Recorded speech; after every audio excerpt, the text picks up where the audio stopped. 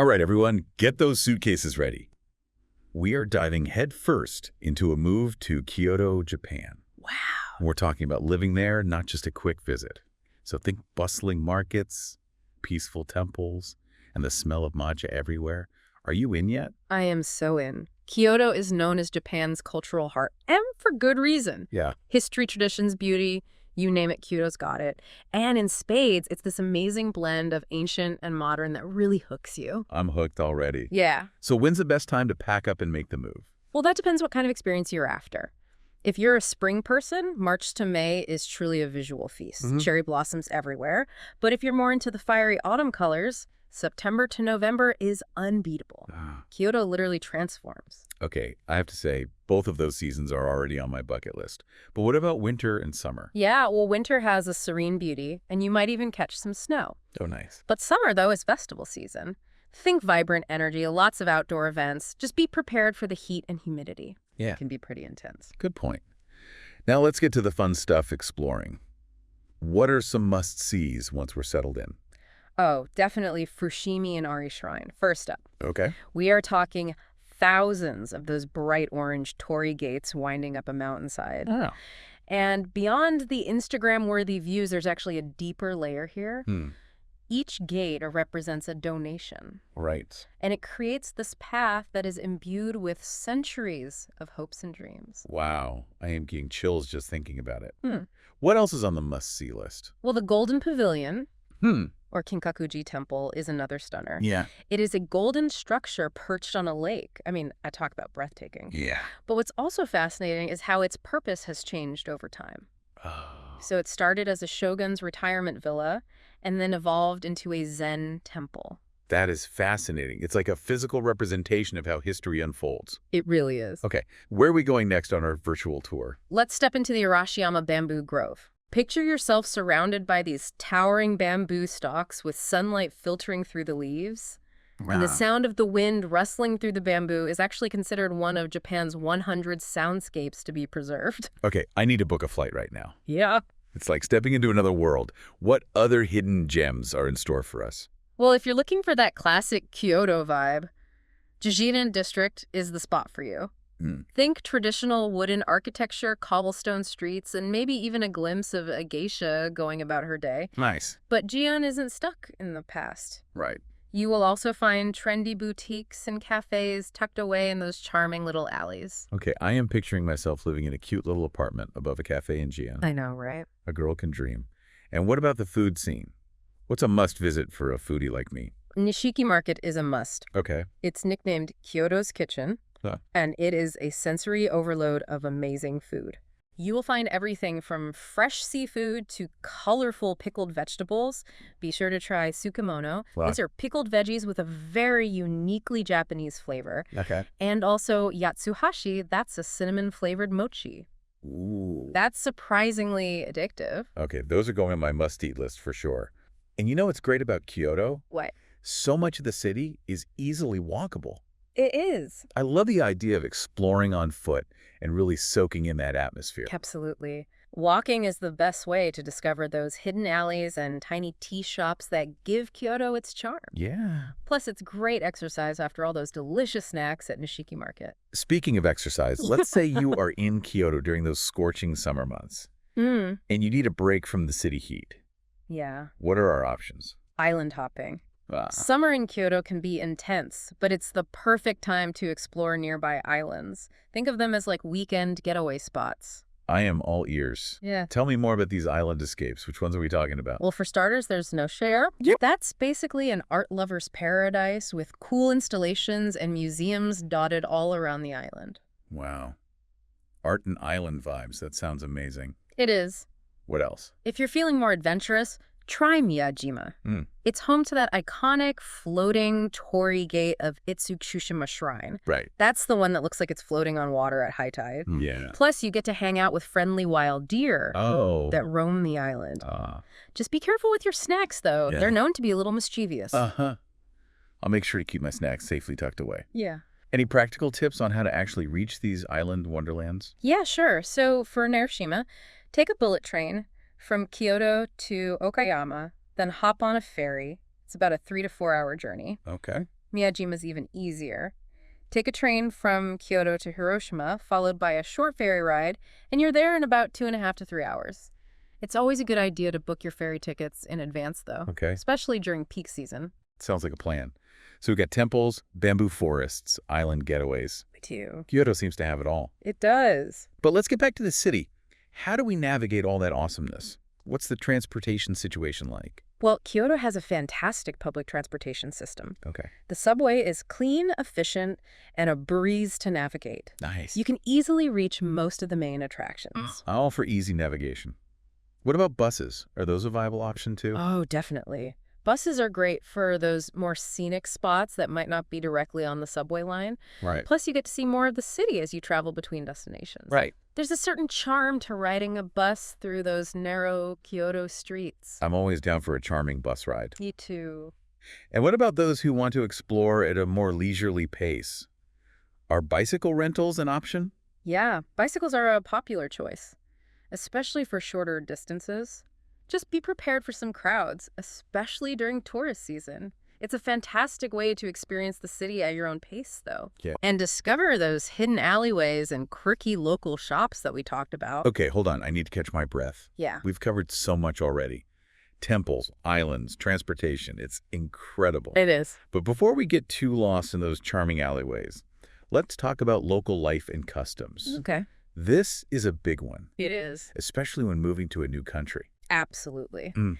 And one of the most important things to understand is the significance of bowing in Japanese culture. Hmm. It's a sign of respect, and it's woven into everyday life, from greetings to apologies. Right. You'll see it everywhere. I've actually heard stories of Westerners bowing too deeply and accidentally bumping heads. Yeah. Any tips on avoiding those awkward moments? Uh-huh. Yeah. It's all about observation. Hmm. Watch how people around you bow and follow their lead. Okay. A slight bow with your hands at your sides is a good starting point for most situations. Yeah. Remember, it's the thought that counts. Even a small gesture of respect goes a long way in Japanese culture. That's reassuring. What about gift giving? Is that something that we should be aware of in Kyoto? Yeah, gift giving is an important part of Japanese culture. Okay. If you are invited to someone's home, it's customary to bring a small gift called omiyage. Okay. Think regional specialties or souvenirs, like beautifully packaged sweets or a local delicacy. Ooh, I love that. Okay. It's like a little taste of the region you are visiting. Anything else we should keep in mind in terms of etiquette? Table manners are pretty important. It's considered polite to wait for the host to start eating before you begin your meal. And try to avoid sticking your chopsticks upright in your rice bowl, as this is associated with funeral rituals. Noted. Definitely don't want to commit any cultural faux pas, especially not at the dinner table. Right. So it's all about being mindful and respectful of local customs. What about the people? What are Kyotoites like? Well, Kyotoites are generally very welcoming, and they really appreciate any effort to understand their customs. Don't be afraid to ask questions or seek clarification if you're unsure about something. Most people are happy to help. That's great to hear. Now let's talk about something that's probably on everyone's mind. Budget. Moving to a new country, especially one like Japan, can be expensive. Can you give us a realistic idea of what to expect in terms of costs? Of course. Japan can have a reputation for being pricey, but it doesn't have to break the bank, especially if you're smart about your spending. Yeah, okay. Accommodation is going to be your biggest expense. You'll find options for every budget, from budget-friendly hostels starting around $30 a night Okay. to traditional ryokans, which are like Japanese inns, starting around $100 a night. And for a truly immersive experience, those can go upwards of $500 a night. Wow, there's definitely a range to choose from. Yes, there is. What about everyday expenses like food? You can eat really well in Kyoto without spending a fortune. Okay. Local food markets and smaller eateries offer delicious meals for like $10 to $15, Okay. while fancier restaurants can cost $50 or more per person. It Yeah. really depends on your dining style. All about balance, right? Enjoying those special splurges while also taking advantage of the affordable local options. That's right. Any tips for budget travelers looking to stretch their yen a little further? Absolutely. Grab yourself a prepaid transportation card like an ICOCA or a Suka. Okay. They offer discounts on fares and make paying a breeze. You just tap your card on the reader and you're good to go. No more fumbling with tickets. Wow, that's so convenient. It is. It's like having a little digital wallet that works all over the city. Also, take advantage of the many free activities Kyoto has to offer. nice. Stroll through the Imperial Palace Gardens, explore the Philosopher's Path, or simply wander the streets and soak in the atmosphere. Those are great tips. Now let's tackle the language barrier. Okay. Is knowing Japanese essential for getting by in Kyoto? While learning some basic Japanese phrases is highly recommended, not just for practicality but also as a sign of respect for the culture, you will find that English is spoken in many tourist areas. And translation apps can be super helpful too. So no need to be fluent, but a few key phrases can go a long way. Exactly. Phrases like konnichiwa hello, or agut, thank you, and sumimasen, excuse me, will be your best friends. Right. Don't be shy to use them. It's all about making that effort, right? Mhm. Showing that you're trying to connect with the culture. What about safety? Is Kyoto a safe city? Japan, in general, has a very low crime rate and is considered very safe. However, it's always wise to be mindful of your surroundings and take basic precautions like anywhere else. Any specific safety tips for Kyoto? Be mindful of your belongings in crowded areas, just like in any major city. Yeah. And it's always a good idea to know the emergency numbers. 110 for the police and 119 for ambulance or fire services. Got it. Safety first. Okay, one last thing before we wrap up this part of our deep dive. Food. We've already talked about local specialties, but what about those of us with dietary restrictions? Are there options for vegans or those who are gluten-free? Absolutely. Kyoto is becoming more and more accommodating to different dietary needs. You'll find dedicated vegan and vegetarian restaurants, and many traditional places offer gluten-free options or are happy to adjust their dishes. Just ask. That's great to hear. So even with dietary restrictions, you can still enjoy the amazing culinary scene in Kyoto. Absolutely. Don't be afraid to inquire about ingredients and options. Many restaurants have English menus or staff who can assist you. This has been so insightful. We've covered so much ground already. I know. But before we move on to the next part of our deep dive, I want to know what aspect of Kyoto excites you the most so far. Is it the ancient temples, the bustling markets, or maybe those charming island escapes? Oh, Let us know. so many good choices. Welcome back to our Kyoto Deep Dive. We've toured some incredible spots and gotten a taste of local life, but now it's time to get real about what it takes to actually live in this captivating city. Yes. Let's talk about the nitty-gritty. First things first, we need a place to call home. What are the housing options like in Kyoto? Well, Kyoto's got a good mix of housing styles, from modern apartments to those charming traditional machiya townhouses. Ooh, tell me more about those machiya. They're like stepping back in time, but with all those modern conveniences. Right. So imagine intricate latticework hidden gardens. It's Hi. that classic Kyoto aesthetic. Many have been renovated, so you get that old world charm with modern amenities. Okay, you've officially sold me on a machiya. Where do I even start looking for one? Neighborhoods like Gion and Pontocho are known for their well-preserved machiya. Okay. You can find listings on real estate websites or through agencies that specialize in helping foreigners find housing. Great to know. Now, what about those who are looking for something a little more budget-friendly? Are there options for shared housing? Definitely. Shared housing, or share houses as they're called here, are very popular, especially among younger folks who are new to the city. Yeah. So you get your own private room, but share common areas like the kitchen and living room. Right. It's a great way to save money and meet people. That sounds perfect for someone who is just starting out in a new city. Mm. Now, once we've settled into our new digs, we'll need to figure out how to get around. We already touched on Kyoto's amazing public transport. But are there any insider tips or tricks you can share? Absolutely. If you plan on using public transport regularly, invest in a prepaid IC card like ICOCA or Suica. They give you a slight discount on fares and make paying a breeze. Okay. You just tap your card on the reader and you're good to go. Right. No more fumbling with tickets. Plus, you can use them at convenience stores, vending machines, even some restaurants and shops. Wow, that's so convenient. It's like having a little digital wallet that works all over the city. It is. Any other transportation hacks you can share? Well, if you're planning to use the bus system a lot, look into getting a bus pass. It'll give you unlimited rides for a set period of time Okay. and can save you money in the long run. Okay, that's a great tip, especially for those exploring those more scenic bus routes you mentioned earlier. Yeah. Now let's shift gears a bit and talk about healthcare. This is a big one when moving to a new country. Right. What's the healthcare system like in Kyoto? Well, Japan has a universal healthcare system, so everyone living here, including foreigners, needs to enroll in health insurance. There are two main types: Okay. national health insurance and employees' health insurance. Okay, can you break those down for us a bit? Yeah, so national health insurance is for those who are self-employed or not covered by their employer. Right. And then employees' health insurance, as the name suggests, is provided through your workplace. Both systems cover a significant portion of your medical expenses, typically around 70%. Oh, And you pay the remaining 30% out of pocket. that sounds pretty comprehensive. Hmm. What about the quality of care? Is it easy to find good doctors and hospitals? Japan's known for its high-quality healthcare. You will find well-trained doctors, modern hospitals, and advanced medical technology. Once you're enrolled in the insurance system, you'll get a health insurance card that you can use at any hospital or clinic. That's reassuring to know. So accessing healthcare in Kyoto seems pretty straightforward. Now, let's move on to the social side of things. Making friends in a new city, especially in a new country, can be daunting. It can. Any tips on how to connect with people in Kyoto?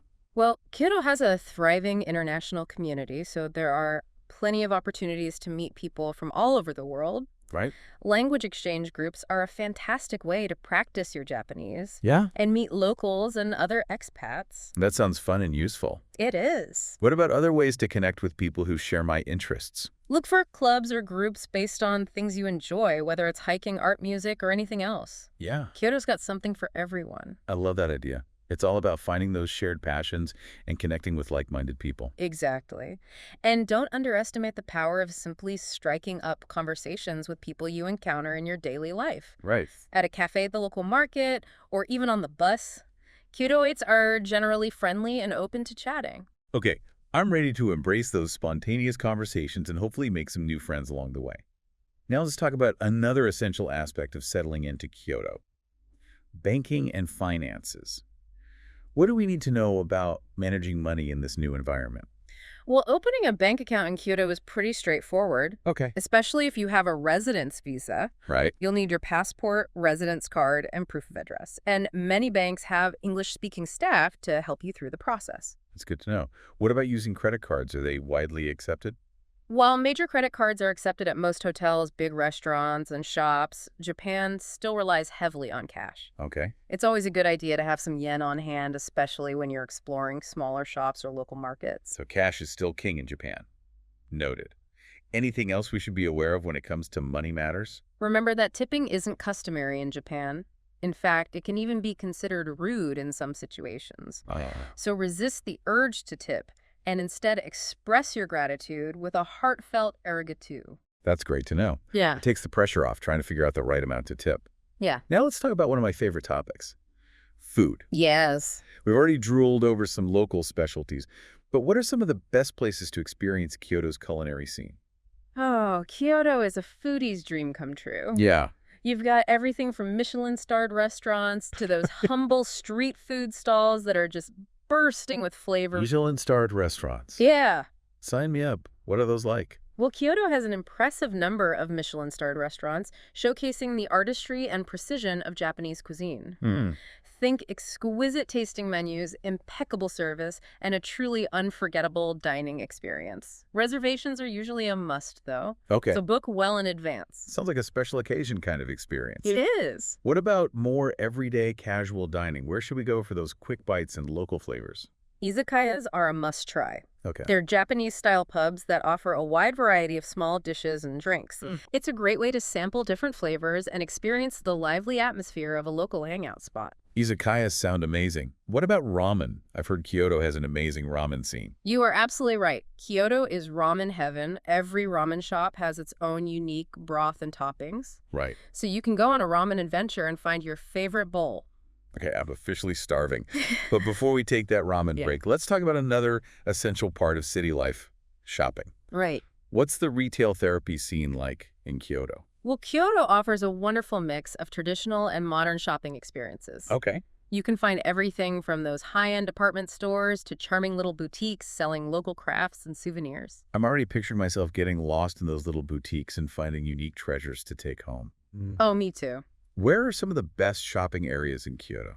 For something truly unique, head to the Nishiki Market area. Hmm. We've already talked about the amazing food there, but it's also home to countless shops selling traditional crafts, textiles, and ceramics. Wow. You'll find beautifully handmade items from teacups to silk scarves. Okay, that sounds dangerous for my wallet.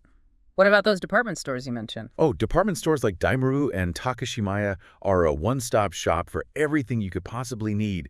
Fashion, cosmetics, electronics, homeware, you name it. Yeah. Plus, their food halls are a culinary adventure in themselves. Ooh, department store food halls. I'm adding that to my list.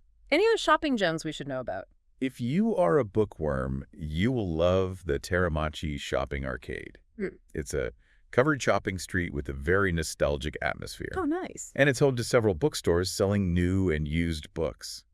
You could easily spend hours browsing those shelves. A book lover's paradise. Okay, I'm already feeling overwhelmed with all the amazing things to see, do, and experience in Kyoto. Right. But we're not done yet. There's still so much more to uncover about this incredible city. Welcome back to the Deep Dive. We've tackled the practicalities of moving to Kyoto, from finding a place to live, to navigating public transport, and even opening a bank account. But now let's dive into what truly makes Kyoto special, its rich cultural heritage. Yeah, we've talked about temples and shrines, but Kyoto's cultural scene goes far beyond those iconic landmarks. It's a city where tradition is woven into everyday life, and one of the best ways to experience this is through hands-on workshops. Oh, I love that idea. Hands-on experiences are always the best way to learn. What kind of workshops were we talking about? Well, how about trying ikebana, the Japanese art of flower arrangement? It's not just about arranging pretty flowers in a vase. It's a meditative practice that emphasizes harmony, balance, and finding beauty in the natural world. I've always admired those intricate ikebana arrangements. It would be amazing to learn the techniques and philosophy behind them. What other workshops would you recommend? If you're up for a challenge, try a calligraphy workshop or shodo. You'll learn how to use a brush and ink to create beautiful Japanese characters. It's a challenging art form, but incredibly rewarding. It gives you a whole new perspective on the beauty of written language. That sounds incredible. I can already picture myself channeling my inner Zen master as I practice those brushstrokes. What other hands-on experiences await us in Kyoto? For those who love textiles, a kumihimo workshop is a must. Okay. Kumihimo is a traditional Japanese braiding technique used to create beautiful cords and braids. You'll learn how to use a special braiding stand and create your own intricate designs. Wow, those kumihimo braids are so intricate and beautiful. It would be amazing to learn that ancient craft. Okay, so we've got workshops covered. What else should we add to our Kyoto cultural immersion list? No trip to Kyoto is complete without experiencing a traditional tea ceremony or chado. It's a ritual steeped in history and symbolism, a truly unique way to connect with Japanese culture. I've always wanted to experience a traditional tea ceremony. What can I expect? Well, imagine stepping into a serene tea room where every movement is deliberate and graceful. Wow. You'll be served a bowl of matcha, a finely ground green tea, prepared with a meticulous care. And the tea master will guide you through each step, explaining the symbolism and etiquette behind every gesture. Right.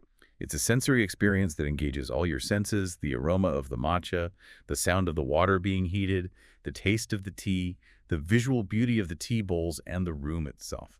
It sounds like a truly meditative and immersive experience. Definitely adding that to my must-do list. Okay. Now, we can't talk about Kyoto's cultural scene without mentioning geishas. Any tips on how to respectfully experience this part of Kyoto's heritage? Yeah, geishas are highly skilled artists, trained in traditional Japanese performing arts. Right. While it's possible to see them in the Gion district, remember, they're not tourist attractions. Right. Be respectful of their space and avoid taking photos without permission. If you're interested in learning more about geisha culture, consider attending an ozashiki. Okay. That's a traditional banquet where geishas perform. Great advice. It's all about appreciating their artistry and respecting their traditions.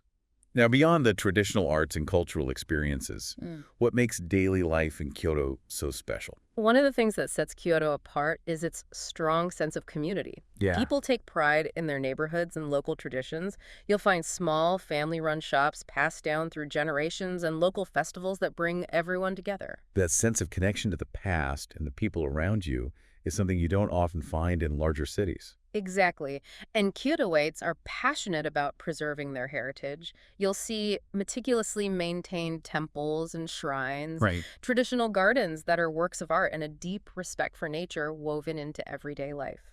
It sounds like living in Kyoto is an invitation to slow down, appreciate the beauty around you, and connect with a way of life that values tradition and mindfulness. You've captured it perfectly. Oh, It's a city that encourages you to savor those simple moments, whether it's a walk through a bamboo forest, a cup of matcha at a traditional tea house, or just observing the changing seasons. this deep dive into Kyoto has been an incredible journey. We've uncovered so much from the practicalities of moving to the heart and soul of this ancient city. And remember, there's always something new to discover in Kyoto. It's a city that reveals its secrets slowly, inviting you to explore its depths and uncover its hidden gems. Well said. And on that note, I have one final thought for our listeners. Imagine yourself strolling through those enchanting streets, the scent of incense in the air, the sound of temple bells echoing in the distance. What feeling does Kyoto evoke in you? What stories will you create in this ancient city? Keep exploring, keep dreaming, and who knows, maybe someday soon you'll be calling Kyoto home.